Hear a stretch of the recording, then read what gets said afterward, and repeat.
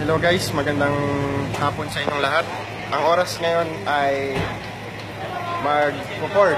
So, andito na kami ngayon sa Hall of Justice sa Quezon City. Kanina sa SEC. Today is February 27. Nandito kami ngayon para i-file yung mga kaso dun sa mga member na nagbibigay ng mga paratang sa kumpanya, na bibigay ng mga comment na paninira. Kaya abangan mo na lang yun.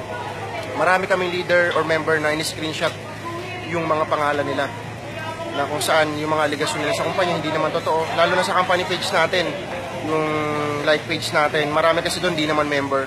So patunayan nyo na lang kung ano ang totoo na aligasyon nyo sa kumpanya. Patunayan nyo na kami ang nandoko, kami ang etc.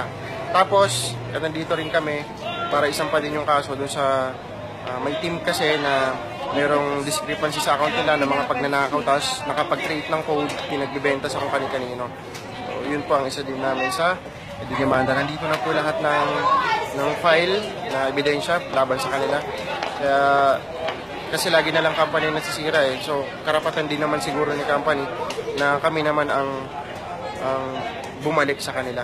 So, andito po kami ngayon. Ito si Sir Bibi, si Ma'am Janice. Hintay lang namin si attorney. So, yun po ang update sa ngayon. Mamaya mag-update ako sa inyo. Ito yung isa sa mga video na susundan nyo na update natin sa company sa loob ng ilang araw na temporary close ng company. So, lahat po ng update makikita nyo po sa ating company page. Abangan nyo lang po yung mga update na ibibigay ko pa sa inyo. Thank you.